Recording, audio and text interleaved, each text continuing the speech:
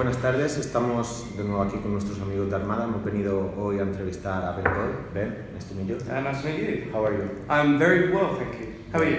Fine, yes. Good. Here, yeah, but these days a little bit cold. I choose a wrong day, but... Yeah. Well, it's unfortunately very similar weather to London where I'm from. Yeah. Can't plan anything because the weather is never that good, but hopefully it gets better.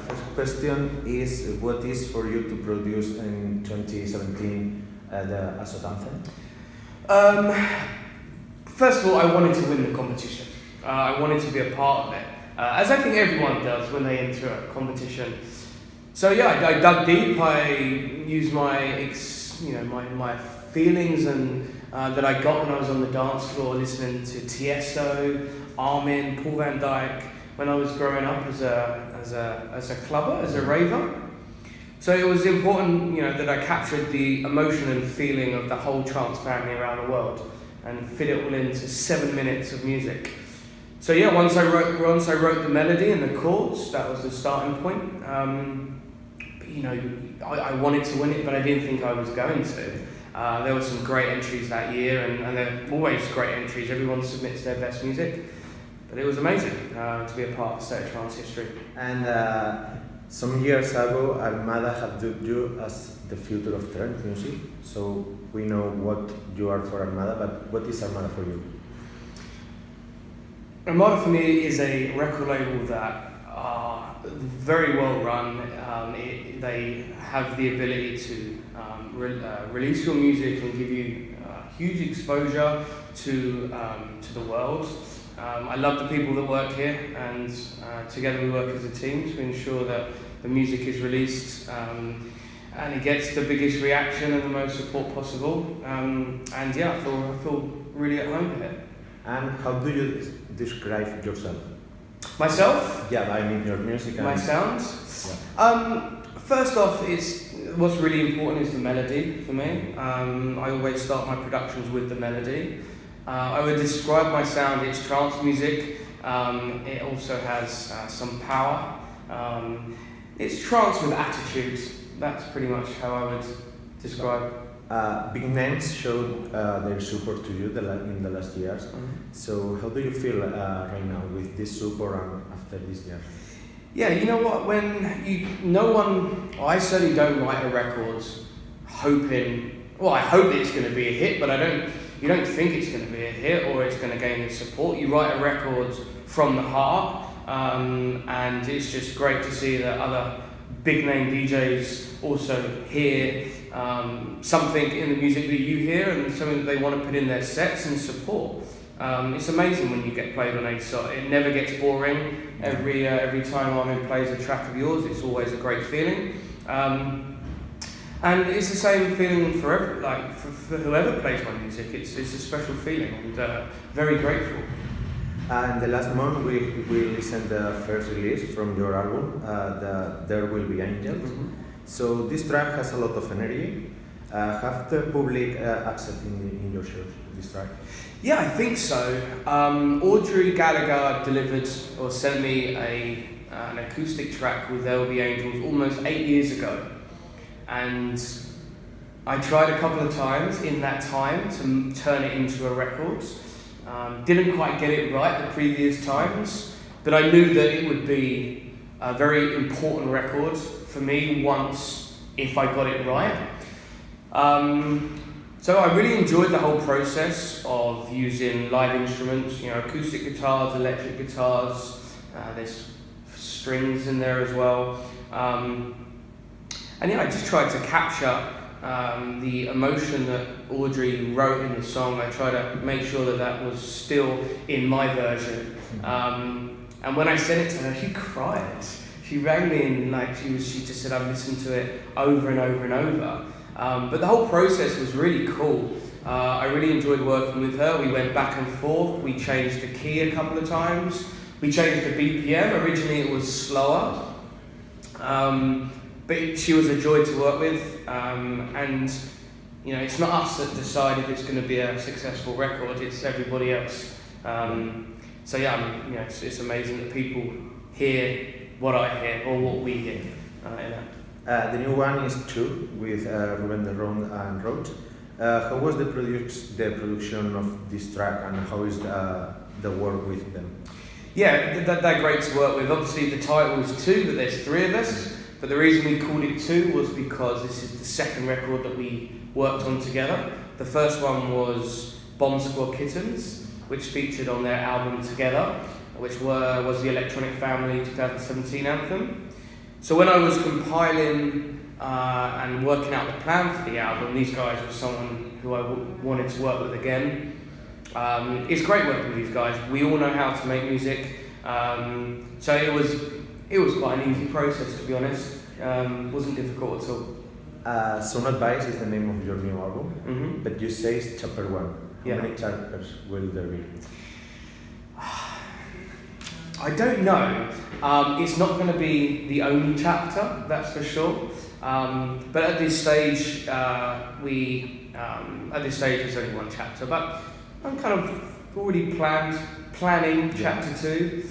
But it was a really great process. I loved working on an album. It was something that I'd never done before. Although I tried. I started an album once and just kind of couldn't really get it working as well as I could with this one. Where this one just seemed to happen. It just fell onto the page. The process was easier. What are we going to find in Some Advice? You're going to find really kind of my story, I guess, from every genre that I enjoy playing out as a DJ. I work with some of my favourite artists and also friends. So I have a track with Omnia, I have a track with Alan Watts, and I have a track with Ruben and Rog. As you know, there's the track with Audrey Gallagher already released. I have one other track with Sivan, who's an Israeli vocalist, who's delivered an unbelievable vocal. And I have a solo Bengal track, which I'm really excited about. That comes out with the album on May 4th. If I'm not wrong, there are 6 tracks and 1 acoustic version, right? Which one is the most special for you? Oh, it's tough because on each record you spend so much time getting right, and blood, sweat and tears to ensure that every record is fit for the album. The Audrey Gallagher collaboration, There Will Be Angels, is special because of how long I've spent working on that record. But also Stay with Sivan is one that really is close to my heart because the meaning of the song I can relate to very well. But you know what? They're all my favourites. I just have different reasons for each one. And how long have you been producing this album? I mean, you have shows, you have studio time, so how long? Pretty much start to finish was about 6 months, 6 to 7 months. I find getting the idea down and on the page is the easiest part of writing music. The harder part of writing music is finishing it. Because when is it finished? It can never be finished. You can just keep producing it, changing it, editing it. Being a touring DJ is great because I get to play this music out and then figure out, does this work on the dance floor? Do I need to make an edit? But yeah, it's 6 months. That's aside from the final mix and mastering because that's a completely different process. That was probably about 3 weeks spent in the studio mixing it and mastering. But yeah, I'm so happy with the result, and I feel it's probably some of the best music that I've written. So we are a media from Spain. When we could enjoy Ben Gold in Spain? Soon, I hope. I've been traveling to Ibiza and playing some of the biggest clubs there now for the last 6-7 years.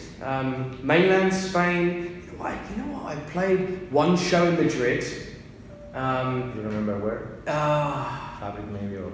I'm not sure, but what nobody knows actually is that was the very first place that I played the Estate of Trance anthem because I'd already finished it 1 month before I submitted it for the competition, and that was the first place that I played it. and then I was on the plane on the way home making the final edit because there needed to be some changes. But Spain, yeah, you were the first people to hear I'm in a state of trance. Yeah. Now is the sad moment. I have to ask you for Avicii. Yeah. You show your condolence by social media. And how was for you Avicii? I mean, maybe he influenced you or something? Avicii was my guilty pleasure. Ever since I saw him play at Ultra in 2013, he premiered his album where he brought on, you know, a live band to perform Wake Me Up, and although the crowd reaction wasn't that great, to be honest, I left humming that record. And then from that I saw him play EDC in London, where he started on the a cappella of Hey Brother, and the reaction was just unbelievable. I mean, I have goosebumps now just thinking about it.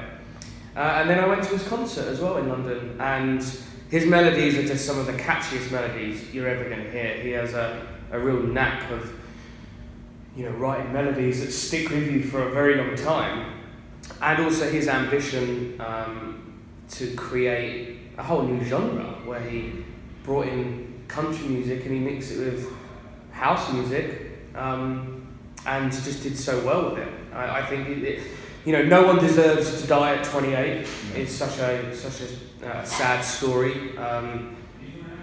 Apart from the fact that he created all this music, you know, no one deserves that. But it's been amazing, the reaction from everybody, and it's a sad day, it's a sad time. What's up, EDMred? My name is Ben Gold, and my album Sound Advice Chapter 1 is out on May 4th. I hope you can go check it out and enjoy. See you soon.